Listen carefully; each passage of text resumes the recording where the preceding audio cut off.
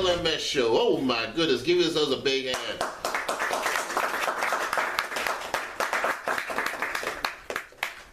A-Trade segment.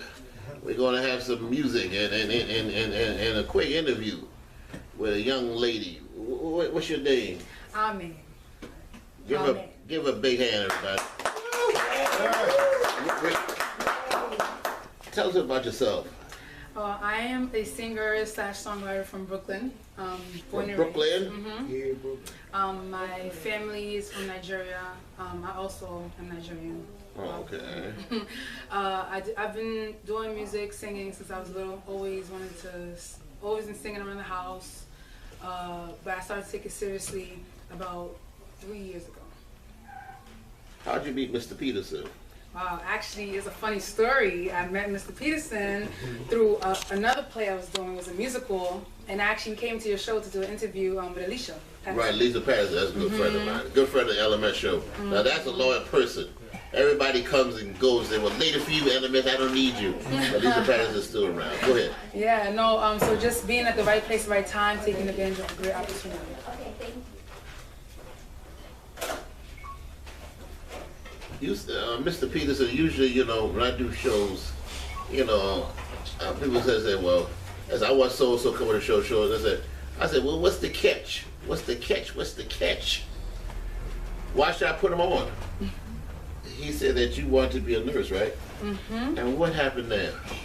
Wow, actually, going through nursing school, just to give you a little information, I got into the nursing program straight after high school. Okay. So I was working for that since I was 15 years old. I thought I always wanted to be a nurse. My mom was a nurse. She made a lot of money, so why not? Yeah. But then passion came in my life, and I started feeling really funny, and I just started. Well, how you felt funny? I felt like I wasn't doing what I was supposed to do, and I didn't even know what I was feeling. I just couldn't understand it. I was just feeling really lost and feeling like I wasn't. Now I can understand that I wasn't on my purpose. I remember I don't know, I had to correct myself. Neil Diamond, the singer, he was going to, I think, a medical school, and he had that passion for music. That passion. And you see the end result. I like Neil Diamond. How many of y'all like Neil Diamond? Yeah. He don't bring me flowers anymore. Barbra Streisand. I love that song.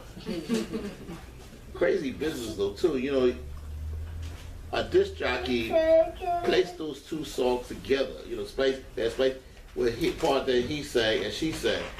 And they never really sang together, but they played. And then next thing you know, it was got requested, and it became a big hit. Music now, songs nowadays, doesn't have that same flavor. I mean, I used to sit back and keep up with the excitement. Keep the excitement of a hit record. Mm-hmm. I can't keep up with the excitement of what they got out here now. What's your opinion about that? Well, I think the times are changing. Just the music that we had back in the day shows where they were at that time. Where we are today, the reason why people from older generations look at our music like, oh, what's so foreign? Because to us, it's like the generation has changed. We talk about money because to us, that's what we're trying to do. You're trying to get some money. We're trying to chase money. Men are trying to get girls. So I just think the generation is changing. But for me, personally, I just try to make sure all my songs for me ring really true. But like we were talking, we had another young lady on the show, previously, she was talking about, we were talking about Frankie Lyman, but most of these people back then, and even the people who ran these companies, well, they left much to desire too, who ran these companies, but they had good music. That's true. They had good music. That's true. I mean, the Crooks had better music than what they got today. I think to be honest, I think technology has a big play in that. Because technology has risen, you don't need a label no more. You don't even need to go to a real studio. You can make a song in your house. No, but also that's the true. Music you hear today, people they're not going through, different perspectives. No, but also too, is that I tell people, yeah, you could do that. I say you better be a good business person too. Mm-hmm. If you tech, with that all that technology, so you better be a good business person. Musical theory. Yeah, very true. But the funniest thing is a lot of producers don't even have music theory, and that's There weird, you but go. it's the truth. No, see, that's why. I learned an instrument. Yeah, they don't even know how to play instruments. There you go. You know, or There you notes, go. they don't know the keys, but they There- don't have to because exactly. of technology. You have everything is in the computer now. So. But you know, I'm gonna tell you this. We all may not go around and see it, you know, to see this. But the people they got out here today, I still say, 10 years from now, the way how the clock goes, will these same people who supported them go out there and see them? You know what's funny? When you listen to radios, if you go to like a store to shop, you don't even hear the music of today. You hear music, Michael Jackson. You That's hear right. old school music, because you know those are classics. Those are classic songs that no matter what can be played. I think today we're in a culture where everybody just wants a hit. Hits don't last maybe a year. That's it. But classics. But they also last too, the forever. people that run the business now are lawyers and accountants and bean counters. It's not real people. I mean, you had these people back then. They were real. I mean, they were, you know, they say they may be characters back then and but they, you know, they had a passion for that music. And they knew what, you know, what was a hit. Because sometimes I used to get excited. I said, you know, I used to buy, Vinyl? record magazines and such like that. And then I remember like on the back of the record jacket, you know, the albums, because Revival was coming back. But used to have people who played the instruments, and you get to know the people who played the instruments. Like I think about like the Philadelphia side. Like I remember the late Norman Harris. He was prolific. You know, you see his name. You see other people like part of Philly sound. You see these names. They they play instruments, folks. I don't care what nobody said. They play instruments, and then they had a big part in this. As I said, I'm not knocking what's out here today, but some of the stuff is pretty nice, you know. But will somebody 10 years from now go see her? I remember I went to that Paradise Theater in the Bronx, and I saw Stephanie Mills. I want to see Stephanie Mills. You know, almost got in trouble getting in there too because I was eating one of Renee's cakes there when they didn't let me in there. They wouldn't let me in there. Yeah, the cakes are good. So. Yeah, they were good. Well, they didn't think really. But anyway, I went to see her, and one thing she mentioned, which is true, she said, you know, I haven't. That time I haven't. She said I haven't had a hit record in so many for a long time, but you all still came out to see me. Does that mean a whole lot? That means a lot, and that goes to the fact of how important a fan base is. You don't have to have a song out every year, but just your favorite song from back, and your goal, no matter how long it is, just to see them again because you're a fan. So I think it's very important, and I mean, like you said, that goes to testify how important having a really strong fan base is. So. Well, you know, I'll tell you another one too. A lot of people may love him or hate him. Elvis. When Elvis died, the people couldn't get to. People had tickets for the Nassau concert. It was the last show he played. It was supposed to be his last show. They had on the tickets close to 5 or 6 years, and the people, they were not going to cash in those tickets. The only way the tickets were cashed in, because there was a big dispute, who's going to get the money? It was at the box office, who's going to get the money? And Carl McCall, a little bit of Black history, Carl McCall, the state controller, came up with an idea. Say, well, okay, we'll do this. Everybody that brings a ticket in, bring a ticket, show me the ticket, we will pay them. And they would give them a peanut butter banana sandwich afterwards. But I'm saying is that, you know, is that loyalty. Man's been there for how many years? But I mean, the people held on to the tickets. I found it really funny. I forgot what award show it was when they had the Michael Jackson hologram. Yeah. And I said, people were actually in the audience chanting, rooting. I'm like, but that's a hologram. But just to show you, He still got that faith. He will continue to have that faith. it doesn't matter. Because- it's like it's so powerful. Because he took that fourth survey, and guess who's number one now as far as people who are no longer around? Michael Jackson. Of course.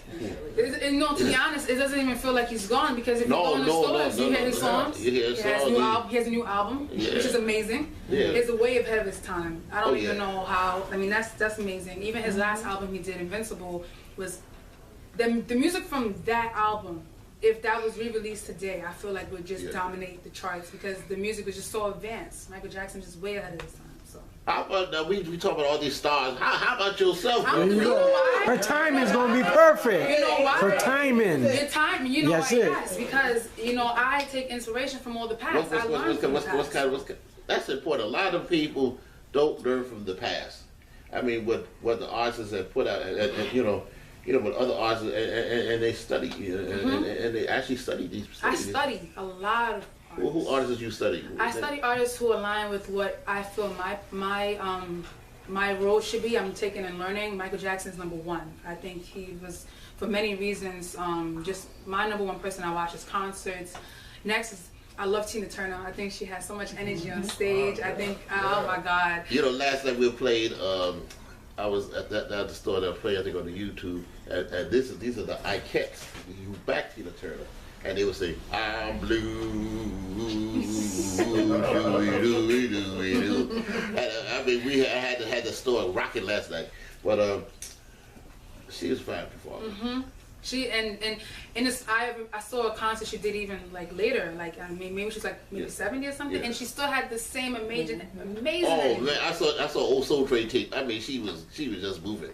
So I can only pray when I watch those things that I can be that way when I'm done. And she sold out a arena, a stadium. It was sold out.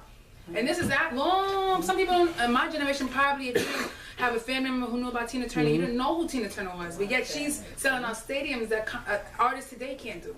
So who, of course I No, they can't. They don't. And you're right. Cause they got to go with the boys on the tour or something like that and play. It's just I don't know. It's just.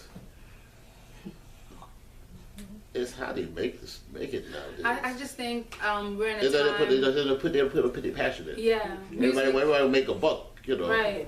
No, music back in the day was very emotional. Like you said, they had the real instruments, which I truly believe is going back to that. I think in a few years, I mean, look at the #1 song that was for a long time, Bruno Mars song, Don't Believe Me, Just Watch. Those are real instruments. I think that we're going to definitely get back to that direction. But I just think watching the older generations teaches me a lot of how to. So you don't mind learning from the old school gang? Oh no! But some today there's new school gang. They want.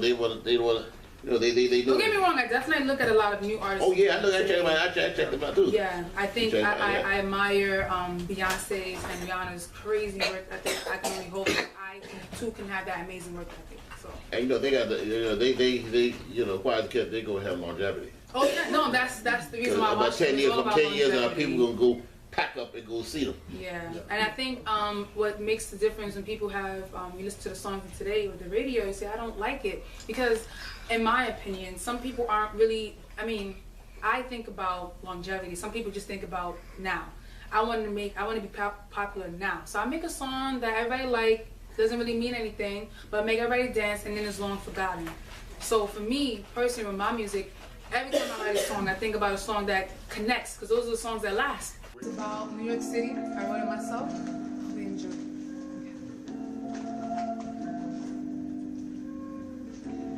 If you guys feel free, sing along with me, okay? You say you visiting and you wanna chill. Well, I live in Brooklyn, you have to come out here.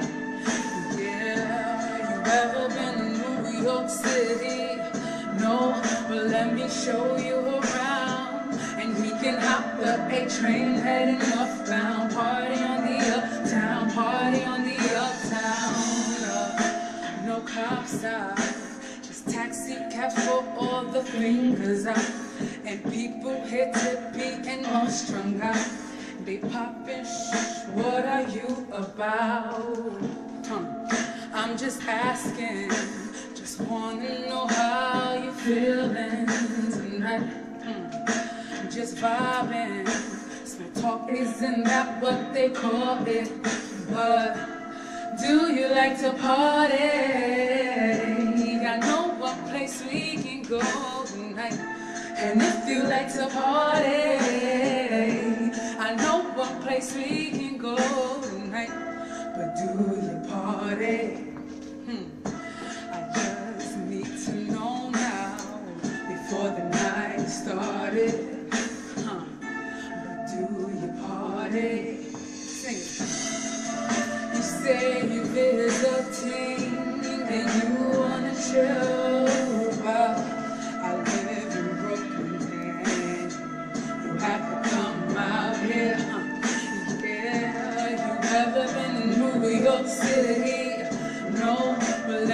show you around, and we can hop the A train heading northbound. Party on the uptown, party on the uptown.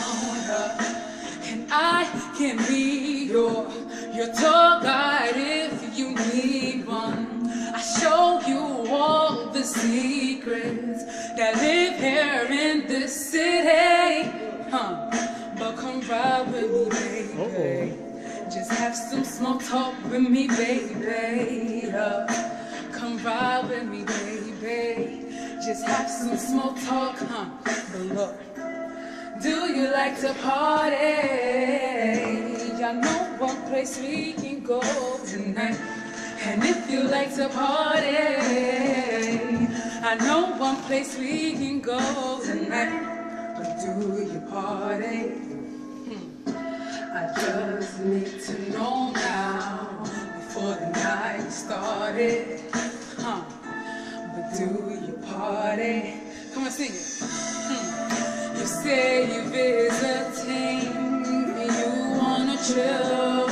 Well, I live in Brooklyn, and you have to come out here. Yeah, you ever been to New York City? No, but let me show you around, and we can hop a train heading upbound. Party on, and there's a party on the uptown. You say you're visiting, and you wanna chill.